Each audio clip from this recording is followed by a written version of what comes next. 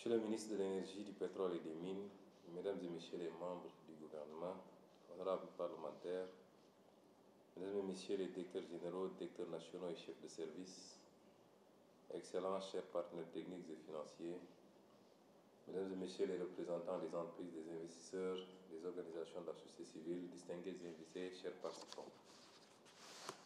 Je crois que depuis ma nomination au poste de Premier ministre, c'est la première fois que j'assiste au lancement, à l'ouverture d'un atelier technique sur une question.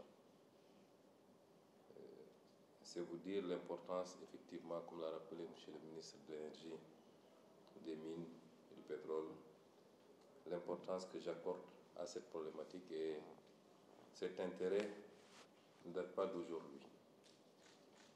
Alors, M. le ministre m'a proposé un discours que je vais m'abstenir de lire, uniquement sur un petit passage, mais je vous renverrai ou je vous ramènerai à mes écrits personnels sur la problématique, même si il s'agissait singulièrement du secteur pétrolier. Les constats que je faisais dans mon livre publié en 2018 intitulé Pétrole et gaz du Sénégal, chronique d'une spoliation. Aux pages 232 à 234, je vous lirai simplement un petit extrait où je disais que le Sénégal a raté la première phase d'appropriation de ses richesses minières et pétrolières. Évidemment, ce que je dis ici est valable pour tous les autres secteurs miniers. Même si la loi affirme que tous les gisements ou accumulations naturelles d'hydrocarbures existants dans le sous-sol de la République du Sénégal sont la propriété de l'État, ces dispositions permissives et la partie contractuelle, comme démontré dans la deuxième partie du livre, en disposent différemment. C'est bien avant les premiers signes qu'il faut mettre en place un cadre de souveraineté sur ces ressources. La Norvège en donne une leçon exemplaire. Avant la découverte de pétrole en mer du Nord, le chef d'exploration de British Petroleum avait ironiquement déclaré que si l'on trouvait du pétrole sur le socle continental norvégien, il serait prêt à le boire. Ce n'était manifestement pas l'avis de Phillips Petroleum Company, qui fit une proposition aux autorités norvégiennes pour quelques 160 000 $ par mois. L'entreprise américaine voulait acheter les droits exclusifs pour la recherche de pétrole sur le socle norvégien. Les autorités norvégiennes refusèrent et en 1963, la Norvège affirma ses droits souverains sur toutes les ressources de son socle continental. Aujourd'hui, on mesure à quel point ce fut un choix important pour la croissance économique et le développement du modèle social de la Norvège. Chaque jour, près de 2 millions de barils de pétrole sont produits en Norvège, et en plus de 40 ans d'exploitation, l'industrie pétrolière a créé des valeurs supérieures à 1 500 milliards d'euros en monnaie courante. Tout le contraire du Sénégal, où 55 ans plus tard, pour des engagements d'investir de 830 000 $ par mois, soit 20 millions de dollars pour une période de 2 ans par bloc dans le cas de Petrotim, une entreprise étrangère peut se voir reconnaître des droits aussi étendus que celui d'explorer, de contracter des partenaires ou de spéculer sur des blocs pétroliers. Pas étonnant alors que le secteur des industries extractives ne contribue que pour 1,4% dans la formation du PIB au Sénégal, si loin des 23% de la Norvège, rien que pour le pétrole et le gaz, et des 11,2% de la Bolivie dès 2007, alors qu'elle n'était que de 2,8% avant les renégociations entreprises par le président Evo Morales. L'exigence de réappropriation des ressources nationales suppose d'agir au double plan législatif et opérationnel. Maintenant que la richesse du bassin sénégalais en hydrocarbures est avérée, le dispositif législatif essentiellement construit autour du souci d'attractivité par les incitations de tous ordres doit être revu et adapté aux meilleures pratiques internationales. Ce premier impératif est tout à fait à portée puisque relevant exclusivement de la souveraineté législative du Sénégal. Mesdames et messieurs, c'est à cet exercice que vous êtes conviés aujourd'hui. Plus complexe est la réappropriation pratique des ressources vendangées avec l'assentiment de nos gouvernants, car cela implique des aspects de droit international et de résistance, quelquefois même physique, des multinationales soutenues par leurs États. En effet, hormis le recours à l'arbitrage international, dont le déroulement est très souvent favorable à ces dernières, le danger que font courir les tenants actuels du pouvoir au peuple et aux générations futures, en traitant avec des sociétés quelquefois peu crédibles et sur des bases léonines, c'est celui de la déstabilisation du pays ou du chaos en cas de velléité de renégocier ces contrats.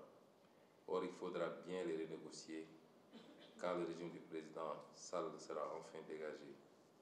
Nous nous y engageons, en tout cas, advienne que pourra. Ces écrits datent de 2016 et depuis notre arrivée au pouvoir, nous travaillons sur les deux phases que je viens d'évoquer. D'abord, la revisitation de tous les dispositifs législatifs pour les rendre les plus favorables aux intérêts du pays et du Sénégal. C'est le code pétrolier, le code minier, le code gazier et tous les autres codes connexes. Ce travail a été entrepris et je félicite le ministre de l'Énergie qui a choisi d'organiser cet atelier pour accélérer. Mais dans le cadre de la seconde phase, c'est-à-dire les renégociations, pour lesquelles nous avions mis sur pied un comité de relecture des contrats et des conventions au niveau de la primature, un travail important est en train d'être fait. Parce que quand bien même les codes tels qu'ils sont actuellement n'ont pas été faits dans le meilleur intérêt de notre pays, on aurait pu en tirer quelque chose. Mais à la pratique, nous nous sommes rendus compte d'énormément de violations, parmi lesquelles je peux citer le choix d'opérateurs peu crédibles quelquefois, souvent domiciliés dans des paradis fiscaux avec des réputations assez particulières, mais le choix également d'opérateurs qui n'attestent pas ou qui ne prouvent pas de capacités techniques et financières sérieuses. Nous revenons souvent au cas de Petrotim qui n'avait aucune référence, aucune capacité technique et financière et à qui on a vénéré notre bloc le plus prometteur pour qu'il en fasse ce qu'il en a fait après. Le non-respect du cadre légal également, dans les phases d'attribution, dans les phases d'extension et de période initiale, où les autorités ministérielles, en tout cas les autorités techniques, ne faisaient pas le travail de vérification qu'il fallait avant de procéder au renouvellement de ces périodes. Dans les opérations de cession des contrats de services, des droits et titres, non seulement on n'a pas fait les vérifications pour être sûr que les investissements qui devaient être consentis l'ont été, mais également en tirer le meilleur profit, notamment sur le plan fiscal en matière de taxes de plus-value, de droits d'enregistrement, le défaut d'exercice souvent du droit de préemption, autant de pratiques qui ont fait perdre à ce pays, dans le cadre tel qu'il existe actuellement, dans le cadre législatif, énormément, en tout cas des centaines, voire des milliers de milliards qu'il sera difficile de recouvrer. Et toujours dans le cadre des travaux en cours actuellement au sein de ce comité, qui est un comité ad hoc, mais un comité pluridisciplinaire, où sont représentés presque tous les ministères, et particulièrement le ministère en charge de l'énergie et des mines, mais également des experts indépendants. Un certain nombre de constats ont été faits par ce comité. Parmi ces constats, je peux citer le non-paiement ou le paiement partiel des taxes et redevances, la prolifération d'exonérations fiscales et douanières indues, le non-paiement des dividendes à l'État, le non-respect des dispositions légales pour la protection de l'environnement et des communautés riveraines, la non-effectivité de l'application de la loi sur le contenu local, l'absence de transformation locale des produits issus du secteur extractif, la manipulation des prix de transfert, le non-approvisionnement du marché en gaz naturel et autres produits extractifs tels que l'or, le non-alignement sur les meilleures pratiques et les standards internationaux, l'absence de contrôle systémique sur les quantités extraites. C'est autant de constats alarmants qui établissent que le manque à gagner a été énorme depuis plusieurs années pour l'État du Sénégal et donc pour le peuple sénégalais. Rappelons qu'en vertu de la Constitution du Sénégal, les ressources naturelles appartiennent exclusivement au peuple sénégalais, qui n'en bénéficie pas, malheureusement. Et ce travail que nous avons démarré, d'abord par rapport à l'existant, revisiter tous les contrats, toutes les conventions, à dénicher les imperfections, aussi bien sur le plan synalagmatique, contractuel que à la pratique, et poser ces débats sur la table avec nos partenaires. Essayer de rattraper ce qui est rattrapable. Cela va sans dire qu'il faut également situer les responsabilités par rapport aux auteurs étatiques de ces pratiques. C'est un travail important qui nécessite qu'on décomplexe plus ou moins notre façon de concevoir, parce que quand on parle de contentieux entre l'État du Sénégal et certains partenaires, vous entendez beaucoup de Sénégalais vous dire que ça va dissuader les investisseurs, l'investissement, les gens risquent de plier bagages. Au contraire, c'est un gage de transparence et de respect des droits des investisseurs, qu'on puisse poser les débats et que l'investisseur puisse faire des recours aussi bien au niveau national qu'au niveau international. C'est ça l'état de droit. C'est ça la sécurité de l'investissement. Et la question qu'on doit se poser, c'est pourquoi l'Afrique reste le seul continent qui ne profite pas de ses ressources naturelles. Ailleurs, les ressources naturelles ont pu développer rapidement des pays. Des gens sont sortis de leur tente dans le désert pour se trouver dans des gratte-ciel en un temps record avec une bonne exploitation de leurs ressources naturelles. Pourquoi l'Afrique devrait être le seul continent où on continue à exploiter, expérimenter des pratiques léonines au détriment de nos pays? Si c'est cela qui doit décourager l'investissement, nous n'aurons aucun problème à laisser partir ces investisseurs. Tout ce qu'on demande, c'est l'application des mêmes standards, des mêmes pratiques que partout ailleurs dans le monde, en Amérique, en Europe, en Asie. Et c'est vous dire que ce qui est attendu de vos travaux est important. Au-delà des aspects que j'ai soulevés, il y a aussi le renforcement des préoccupations relativement au contenu local, à tout point de vue, et particulièrement pour les entreprises sénégalaises et les PME, PMI. La meilleure prise en compte des responsabilités sociétales d'environnement et des gains aux collectivités territoriales. C'est autant d'éléments également qu'il faudra intégrer dans la réflexion.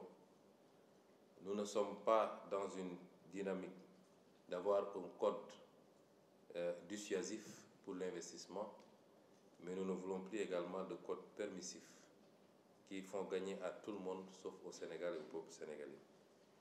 Mesdames et messieurs, après avoir réitéré mes félicitations à l'endroit du ministre et de tous ses collaborateurs, vous avoir remercié pour l'intérêt que vous portez à cet aspect important dans l'agenda de transformation 2050. Le ministère de l'énergie, des mines et du pétrole doit être le ministère transversal, puisqu'il va interagir ou agir sur tous les leviers, tous les axes qui ont été retenus par l'agenda. Et c'est pourquoi nous attendons beaucoup de ces travaux. Je ne doute point de vos compétences. J'insisterai beaucoup plus sur l'esprit patriotique qui nous permettra en tout cas d'avoir les meilleurs standards, de nous aligner aux meilleurs standards, de privilégier l'intérêt national tout en mettant également, en tenant compte des préoccupations des investisseurs qui nécessairement doivent avoir un retour sur investissement. Après avoir pris des risques, après avoir investi énormément de moyens, il est tout à fait logique qu'ils aient un retour équilibré sur investissement. Sur ce, je vous souhaite une bonne réussite de vos travaux et nous attendons impatiemment les conclusions qui viendront s'ajouter à d'autres travaux déjà et qui nous permettront certainement de boucler le plus rapidement possible un référentiel qui sera soumis à l'Assemblée nationale pour entrer dans une nouvelle ère dans la gestion de nos ressources naturelles. Merci pour votre aimable attention.